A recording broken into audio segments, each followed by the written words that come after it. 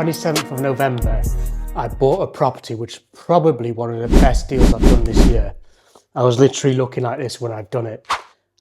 I've named the video how I got a house for free, but you're in for a treat. If you're watching this, I'll actually show you how I actually got paid to buy this property. And I've not only got all my money out, but I got an extra 98k out. It's amazing, guys. Stay tuned and I'll show you exactly how I got to this position and bought this amazing property, which is potentially also going to make around £1,000 a month in rental income, and it's already rented. I kept this one for myself, and people say, I bet you keep the best deals for yourself. Not really. If I can, I'll try and find a screenshot of where I offered it in my group and to sources and professional people I know in the trade who pass it on to clients. And most of them were really interested until I said, well, you're going to need a 60-ish K deposit, including stamp duty. And this is before the rates went up, so it was about 50-ish probably.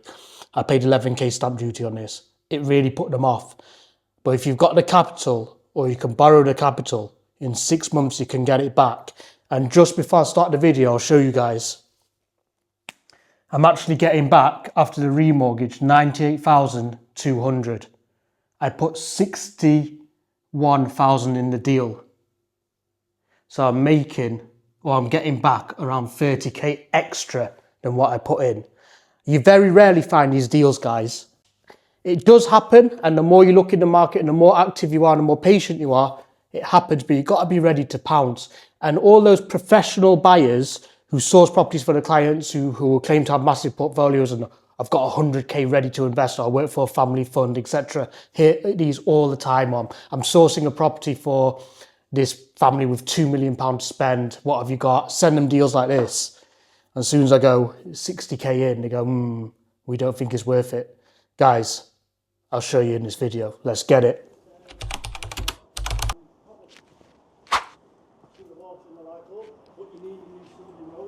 Because it's quite a big house and pulling all hot water. Hiya, Bal, you right? Sorry, just viewing them. Kitchen there and then got a bathroom there. That door, that's the toilet shower room. Is it? Yeah, do you mind if... Yeah, go for it. Yeah, go for it, mate. Find out which one's which. What are you using to cook the oven? That one there? I use that as a hob. Yeah. And then I've got a little oven on the top. Yeah. Is that your own, is it? No, that one was here when I got here. Yeah. But the bottom grill's broken on it. Okay. And I thought I'm not going to bother reporting it because I've got a little oven there. Yeah, so mate. I mean, just ready to complete. Just don't want any. No. Never know. We've got one HMO. Went in and there was like a family in the bedroom. There's one person on the contract. That was an inspection from the council, actually. Yeah. You never know, do you? So. Hello. So this was the original. Yeah. Oh, this is quite cool. Yeah. Space-saving door. I like the step up though. I like it. This is all inspected and stuff, isn't it? It's all been licensed, inspected. Yeah. Just go out here a sec. That wardrobe's massive for the room. Just get that from second-hand shop. Yeah. We've got another room here. We've already seen this one. It's obvious extension, but. Okay. Oh, this is big actually. Have a look. Let's see. This is quite big, isn't it?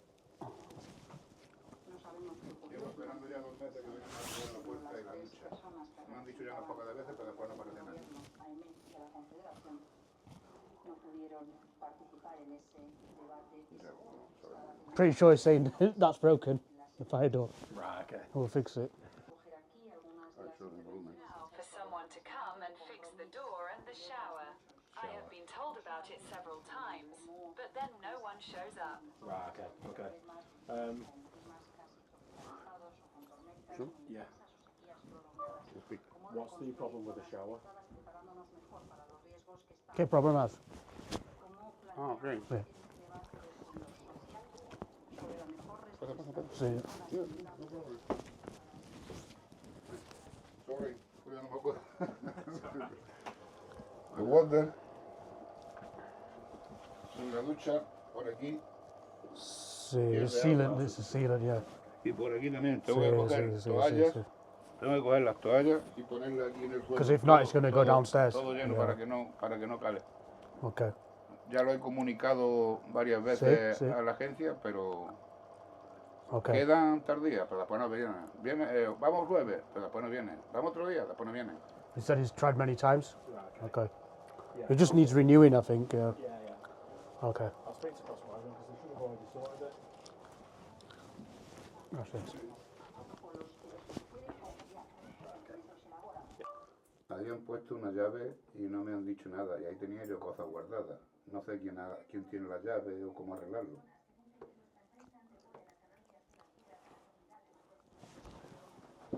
They had put a key in it and they didn't tell me anything, and I had things stored there. I don't know who has the key or how to fix it. Deberían habernos dado una llave a los vecinos. ¿Y tú trabajo? ¿Eh? Trabajo. Ya, Sí. yo ¿Cómo? yo entro a las 5. Sí, ¿cómo es? Bien. There's nothing in there. ¡Wow! What was in there? ¿Tiene cosas metidas? What was it? Mía. Oh my god, tío.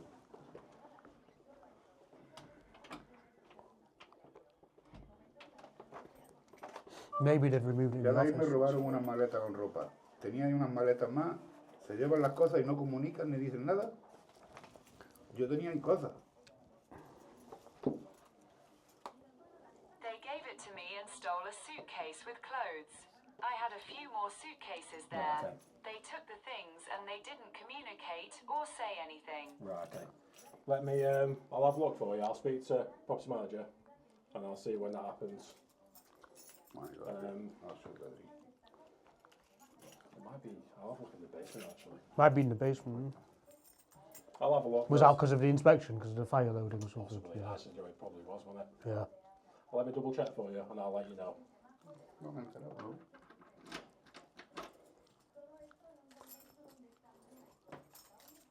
I thought there was an animal in there.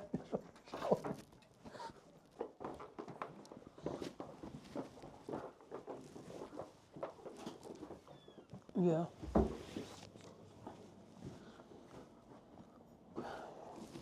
The rooms are not bad sizes, some of them, are they? Not too bad. Yeah. I mean, there's a few issues like that's not. They don't have washing machine. What do they do for the washing? Communal. Yeah. Yeah, I'm pretty sure it's the same in all of Yeah, the yeah, yeah. ones he's got as well. I'm sure it is. Hello. Hello. Yeah, mate. We're outside to do the gas safety. Yeah, just a sec. Can you open the door? Thank you. This is not bad. Nice bathroom. Kitchen's alright. Oh, but decent size, isn't it? Yeah, it's fucking cold in here though. Is there a draft? What is it? You feel a draft? There's a gap in that. Oh, there's a gap in the window. I mean, See that? I didn't even notice that. It's not leaking or anything, is it? not that it's been. But I'll double check with property management and see if they've got anything on. Yeah. It was pretty dry.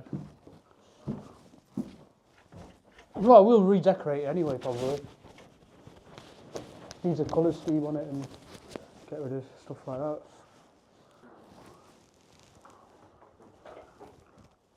Check that flat roof actually. Fucking hell, it's not the best that. See it. What's behind it? Industrial. Bang on the city centre though, guys, so we've already agreed to buy this. We're just double checking and making sure there's no surprises. What's your rent? It's just gone up to 136. A week, yeah, a week, not yeah. month. What was that a month, like 500? Well, it was when I first moved in 4 years ago. It was 120 a week, Yeah, and that worked out at about five, yeah. five and a half, something like that. Then it went up to 130 2 years ago, which put it up to about 600 Yeah. a month when you go to 12 months. Yeah. So Was this your contract? one- You haven't signed a new contract or anything, no? Yeah, Have you? I've had to, Have you? because it's that time of year for me when Oh, I yeah, moved yeah. in October, you see. Oh yeah. So I've had to tell them, yeah, I'm staying. Well, I'm not going anywhere. I don't Yeah, know, I yeah, can't, yeah, can I, yeah, really? yeah. So fair enough. Yeah. Yeah, But I think like, it just continues the same contract, yeah. well, when I first moved in, it was 222, and it Oh, was yeah. 6 months. Yeah. And after the 6 months, I agreed to stay, Yeah. thinking it was another 6 months. But Yeah. then he said it was a rolling 12-month contract. Yeah, rolling. Yeah. So all I needed to do every 12 months. Say you was wanna go, stay? Yeah, I'm Yeah. staying. I'm not going nowhere. Yeah. Did the same thing. All right, Yeah, mate. No worries. so- But there's no disrepair or anything. No. No, well, a lot of Apart stuff from has that, it's been been done thin, yeah. recently. I mean, you can see Yeah. the new white tiles there. Yeah. I had 1, 2 missing there. I didn't even see you come down the stairs.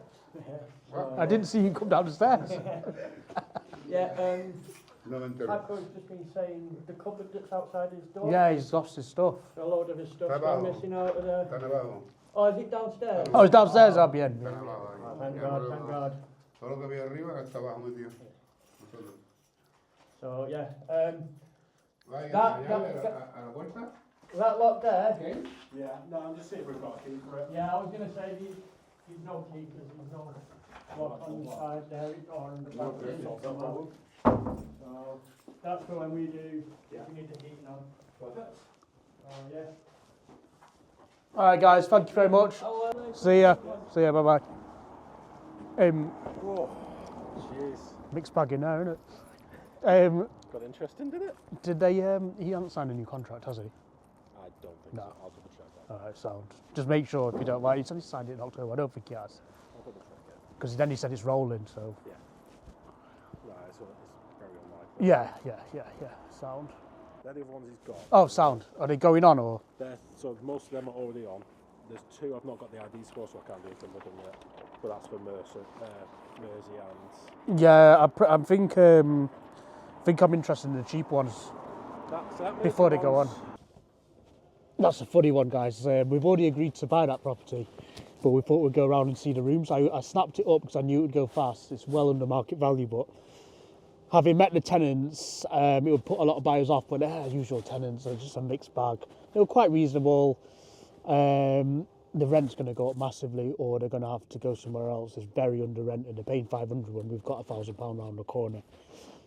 That's the only thing I would say. So I was trying to gauge whether they were working and stuff, like asking questions. One of them was smoking in his room, clearly not allowed. So they're the kind of tenants that you have to deal with when you're buying this. But we got in there, we swooped it up a month and a half ago. We got it for 234, I think, in the end. Got a bit off because of the stamp duty increases. I've got it already valued by the bank day one, vacant possession, not as a commercial HMO, at about 280, and it might be value up about 380 as a commercial 6-bed HMO. So I should get all my money out. Regardless of that, whether I do or not, it's near the city centre, prime location, the hospital's around the corner. It's fully let. It's just a good property to buy. And the tenants, funnily enough, are my typical tenants. They're not the best, they're not the worst, they're just characters. So it's kind of like I know what I'm buying. I'm familiar with the kind of tenants. There's no surprises. And they've just given me a list of other properties this landlord's selling. We've already bought one off him. And it was exactly the same. And we managed the tenants, put the rent up, it's been fine. So we've kind of got that relationship which I try and build with agents in a new area where I'm buying. It's not Salford anymore, it's a different town, but I've already got that relationship and we're getting off market deals, guys. And the landlord selling is going to Thailand. So that's when people ask me why do I get them cheap? 1, because I have to deal with tenants like that, and 2, because the landlord's exiting and spending his money in Thailand. So that's the typical thing. And you know, in 20 years I might exit and do the same. But it's not a scam why you're getting it cheaper. It's just people exit, people enter the market. That's what it is. So, and he's got another business, got a cosmetics business. So him and his wife. So I don't think they're the most clued up landlords. You can tell by the tenants.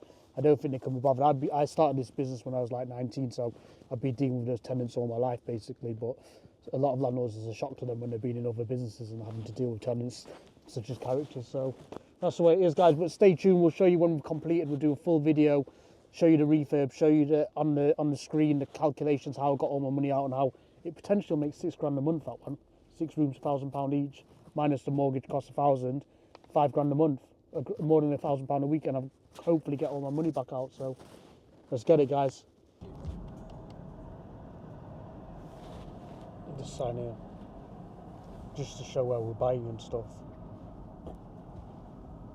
Guys, you see, guys, you see, like 2 minutes from this HMO, look at all the new builds. So we're kind of buying where I said there's development again. So you can only expect the house prices to increase exactly what happened in Salford. So you do pick the areas.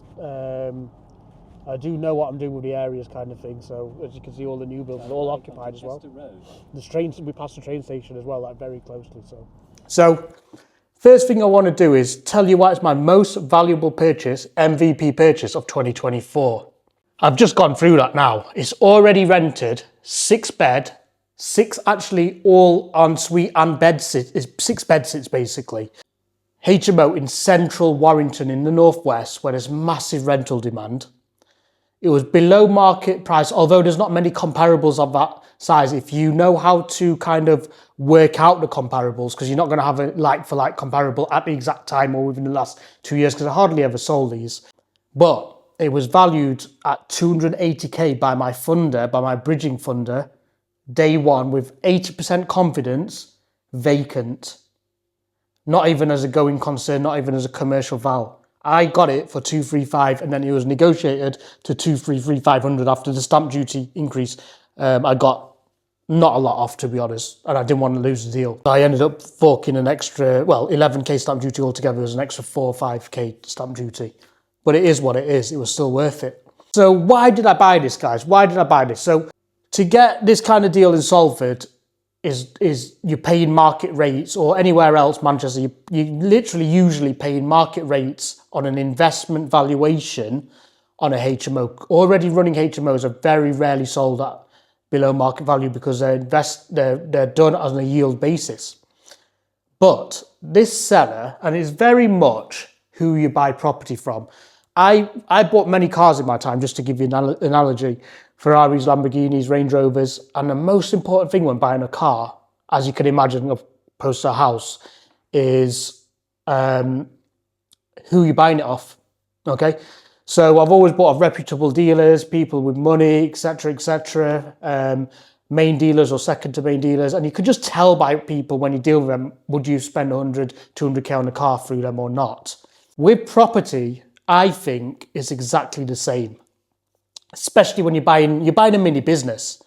So you've got to kind of look into the seller, see why he's selling. Is he selling because he knows the roof's about to fall down, for example? So how did I do this? Due diligence. So we've already bought one property off him, okay, through the agents. It was sound. It was actually performed better than I thought. It was for a client. We tested the market, and he got, as I said, I'll drop a link in my previous video to the previous video now. Watch that, guys. It was a lot cheaper than this. It was only 3 bedroom, but it was same setup. This landlord liked to do this kind of thing where he does bed sits. So my client's getting 950. He was under rented at 500, or even less, I think.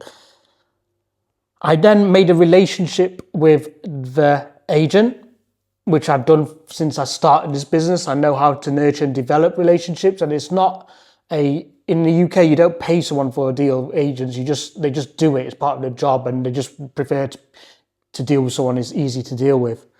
So I knew this was coming up anyway afterwards, okay? And I said to him, look, I'm a serious buyer. And he goes, yeah, the seller knows you are. I go, can you show me this one before you put it on the market? Because I might make a good offer, cash offer, okay?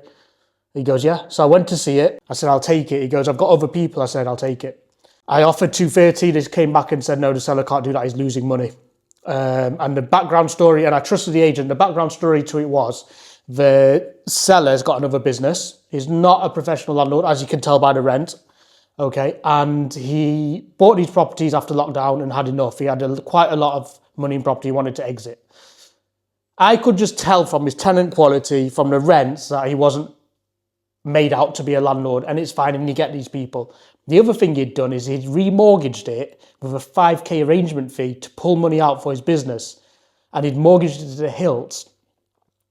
So he was going to have to pay that back. So he was literally breaking even on this. So I understood that. I didn't barter for a good deal because there's other people who might want it, who probably spotted the same thing. So it's a first move advantage. Okay, so that's that's genuinely how I got this deal. It wasn't off market. It wasn't any of that. It was through an agent. I have relationships with agents all around the Northwest, all around the country, and I'm a man of my word, and I've never reneged on a deal. I've never gone back on a deal. All my deals have completed 100%. I don't always get the best price. Okay, I don't always get it 30k cheaper. I couldn't negotiate much off this, but I get it and I know what it's worth. So I took the risk. I didn't do much due diligence on the property. It was raining. We only got into one room, but I said, yeah, take it off the market. I'll have it. I always knew in my head I was going to go back just before completion and see everything. And if there was a room missing or whatever problem, like one room's dilapidated or is a drug den, for example, then that would scupper the deal and I'd be able to negotiate it more because it would be so close to completion. And I'd say to them, well, you won't be able to sell it to anyone else. So that was my backup position. That's what I do for clients as well. We usually secure a deal just before completion. We'll check everything is as they say, get the rental statements. A lot of people ask me, well, how do you know you're going to get the rent? Are they paying? Yeah, we'll deal with that with the solicitors. We'll get the rental statements. And if they're not paying, we'll renegotiate or we won't buy it. The property had a rental history, fully rented, or the whole area. We tested it, but we also knew because we saw this area of high concentration of HMOs, city centre WA1, perfect for the hospital, universities, etc., etc. Warrington is very, very low supply compared to the demand. So it kind of worked for us. Now, guys, one of the mistakes this landlord made, and if it was my client, I would actually advise him genuinely, don't sell this, because you could get a commercial valuation on it, which you probably didn't know, or probably couldn't be bothered, based on the rent, and the fact it's a 6-bed HMO, which is hard to convert back into a normal house, and that's the test. It doesn't always have to be 10-bed for commercial. What it has to be is that it's hard to convert back. So you've got 6 beds, it's 6 flats effectively, is always going to attract a commercial valuation. I checked this with my broker who does all my remortgages, like, yep, you're right, it's 380-ish. So on a commercial basis, as it is, with the amount of bedrooms that is and the rent it is, it's about 380k. So he could have actually done a remortgage and pulled out the money and actually got more money than he's getting from his sale. But he didn't, and that's probably a lack of knowledge, or he was fed up of being a landlord, which I get, because he's got a business in beauty. Well, his wife and him have got a beauty business. I think they make cosmetics. So it's a very different market. And when you're trying to operate HMOs and you've got any other business, cosmetics, etc., you just don't have time to find these gains. But for example, and I'm not trying to plug my services, but for example, say you watched one of my videos before you saw this and he came to me and he paid my fee, few whatever it is, right? He would have got a commercial valuation, got 98k back out, okay, and still keep the rent rather than selling this property. And that's a gap of knowledge and confidence. But he doesn't need confidence because he already owns a property. So it's a gap of knowledge. And this is what I say, this is how I tweak people's portfolios, thinking of things that they haven't thought of. And he's only been in property since 2020 and he's got loads, because he probably had a big part from his business and he bought loads, but unfortunately didn't really know how to structure deals, didn't really know how to get the best rents, how to deal with agents. For example, the agent that bought this off, I'm not keeping the management with them because they won't do what I want.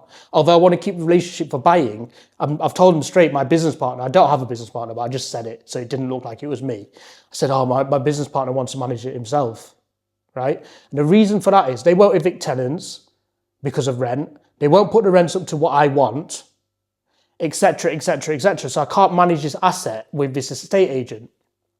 And my client before who bought the other property did the same thing, and I told him to don't use them for management, not because of the 10%, because the tweaks and the changes we need to make to get this really profitable to move to the next deal, we're going to have to make massive changes, like putting the rent up from 400 to 900, which he did. The estate agents are not going to do that because they're bound by the estate agents code of practice, management, have to ask for compliance, all of these things.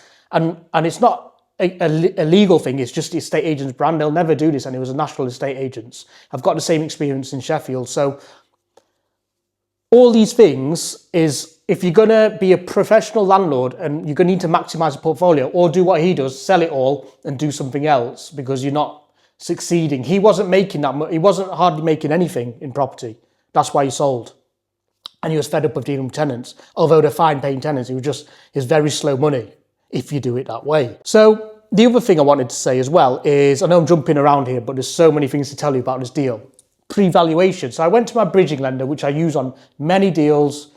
I use for most of my clients. They they don't do much due diligence, but they'll do a desktop valuation. And if you want to pay for survey, which I hardly ever do, to be honest, didn't even do a survey on this, and I almost spent $250,000, right? But they're lending, so it's their risk. So they did a desktop and said it's 280k, 80% confidence. Now, this lender usually are way off. Usually they're below, and I still buy property because I know they're way off. And they say to me, yeah, we are off because the home track hasn't been updated. There's no comparables. So you're probably right if you know the area. Like I bought one in Salford, link to the video again. It'll pop up now. And they've undervalued it massively. But I knew when I got the value I wanted. But if they're so cautious and they valued it at 280 and I was getting it for 235 or 233 in the end, I knew that the worst case scenario, I'm getting it for 280 and it's worth that. That's a worst case scenario. And let's say I don't get a commercial val. I'm still getting it almost 50k below market value, and it's still, I don't need to do any conversion. Like I've said in my previous videos, if you watch this channel, guys, subscribe as well, because the amount of knowledge here and the amount of years in the industry is not surpassed by anyone, I don't think, to be honest. If you could name someone who has more experience. Yes, there's people with more properties, but they use investment funds. But someone who started with zero, literally zero, and built up to a 10 mil property portfolio making over 50k a month. And I think I went quite slow. I think I could have done a lot more, but I travelled. And in my 20s, I lived life and I've travelled around the world. But anyway, getting back to this, it's like, the worst case scenario would have been 50k and a fully rented property, and I don't need to do any renovations. I'm getting bored of dealing with builders, right? And and a big project like this to make a HMO, there's always things that was going to go wrong, time delays, etc., etc. I don't want it. I don't need it. I can borrow 8%, put 60k in, HMO's already done, revalue it, pull out my money, go on to the next one as fast as possible, especially now, best time to buy. So I don't want to miss this period. So I'm not looking to do conversions as 6-bed HMO. It's not necessary. What I might do on this one though, and I'll put it in here, is there is actually a communal kitchen, which is not necessary because it's his bed sits, and he's misinterpreted the legislation for the council legislation, or he's just bought it like that. Now, I am engaging consultants to try and get 7 bedrooms, go in for planning, and then the valuation will be over 400k, guys, probably 450, if not more, if we're going on 50k a room. And there's space for it. We need to eat into another room just to box out a shower. There's already a kitchen facility, so I can put a little kitchen and make it a room. Yes, it won't be the same size as the others, but we're engaging consultants, and we'll put the planning app in. And the funny thing is, when I did the second viewing, I saw a planning application for the exact same thing four doors down. So someone owns the same layout property and I put a planning application for 7. Now, it wasn't a be and end all. I'd already agreed the deal. I was about to buy it, but when I walked in for the second viewing and to meet the tenants, etc., I wanted to see all the rooms. I literally saw it on a notice board. So I thought, oh my God, that's another win. But it's not, the deal is not based on that, but it would be a nice win, a nice advantage to pull out even more money. And yes, it's time and effort to go through planning, etc., but this property's already making money, so just be in the background. If it gets rejected, it's fine. It's a cost, what, $1,000-ish, $2,000? We're still printing money, so it doesn't need planning to operate as a 6-bed, so it's running.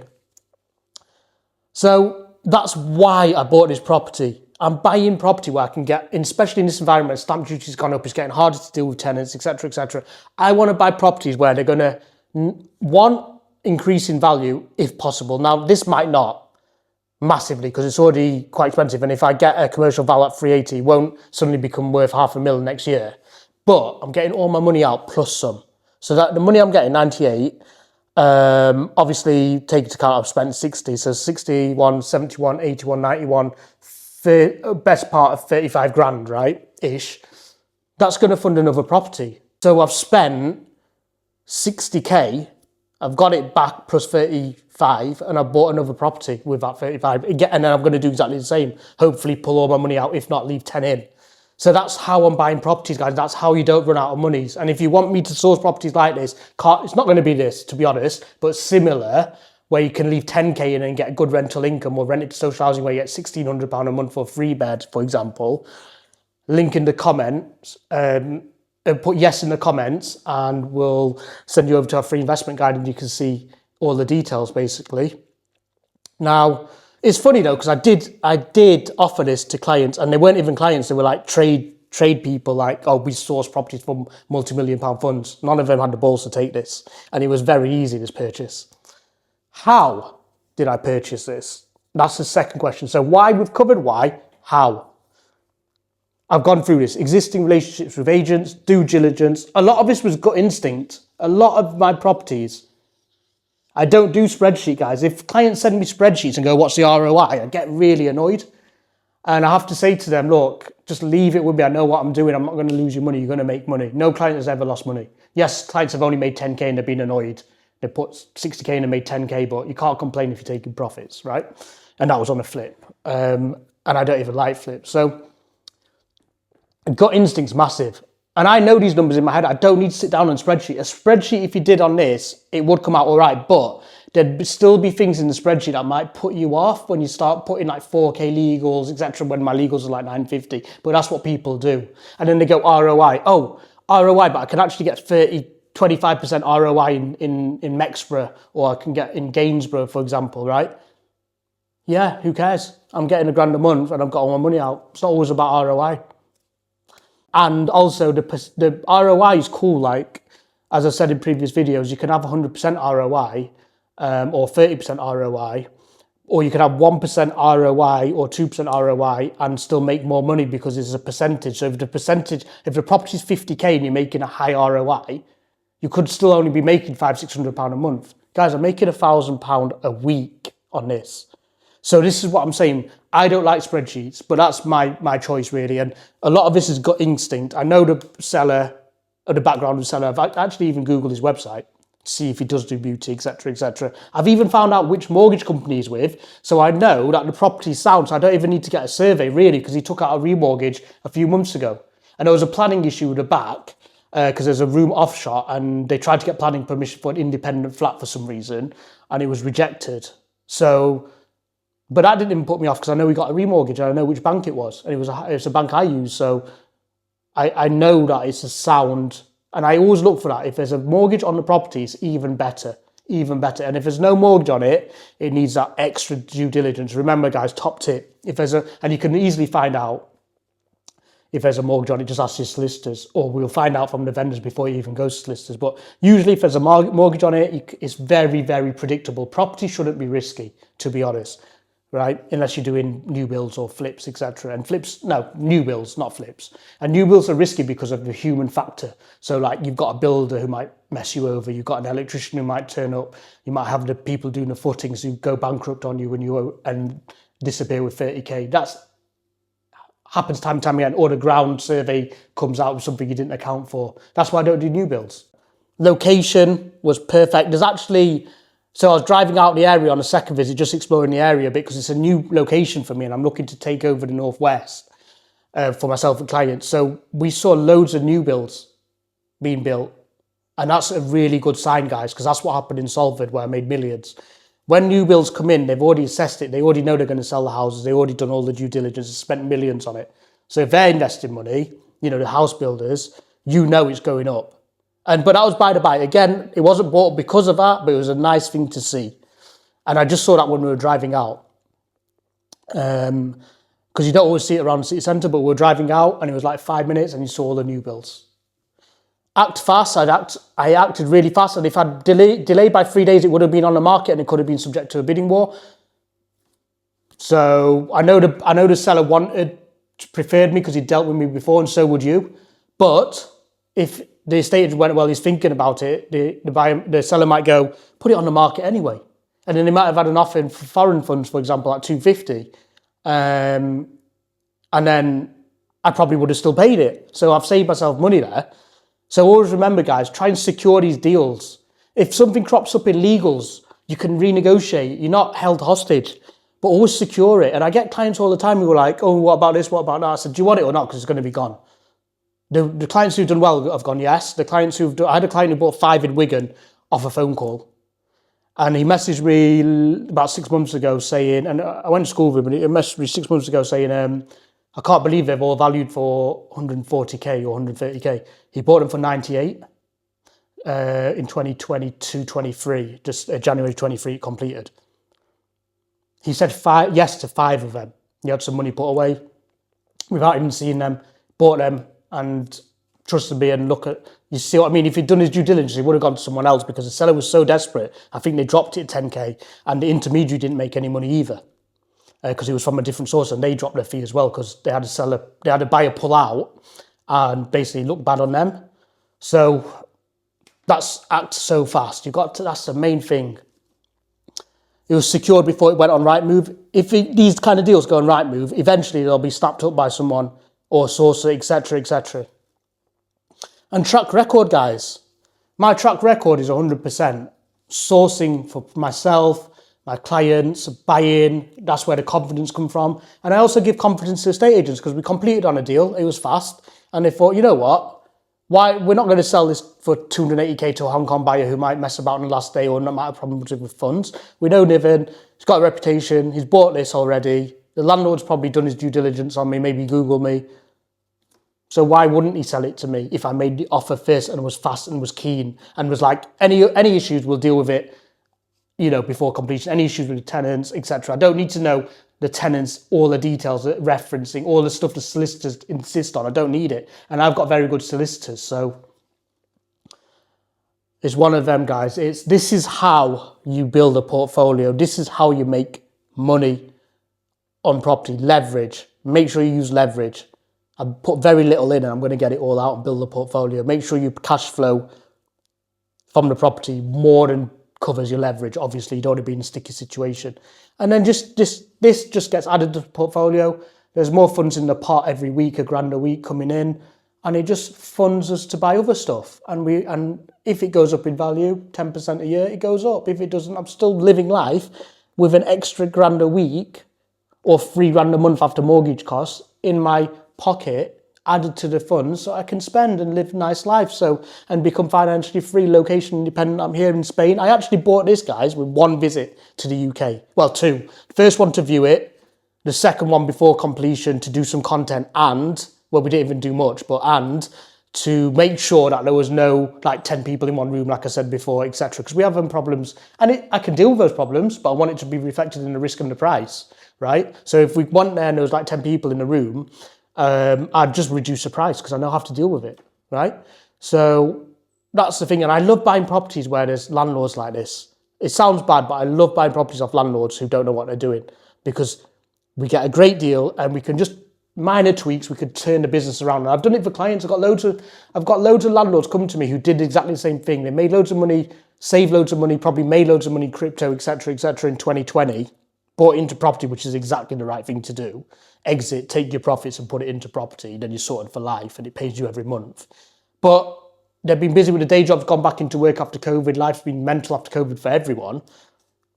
And obviously they've not maximised their property. So they come to me and they see a 5x, 10x return on my consultancy fee, just doing all this. And then they're primed to buy other properties. I always say to clients who have got existing portfolios, come to me, let's sort out what you've got, like a situation like this. Let's sort it out, get the maximum, and then buy other properties. Because you're only as strong as your weakest link in your portfolio. Your weakest property is always going to hold you back.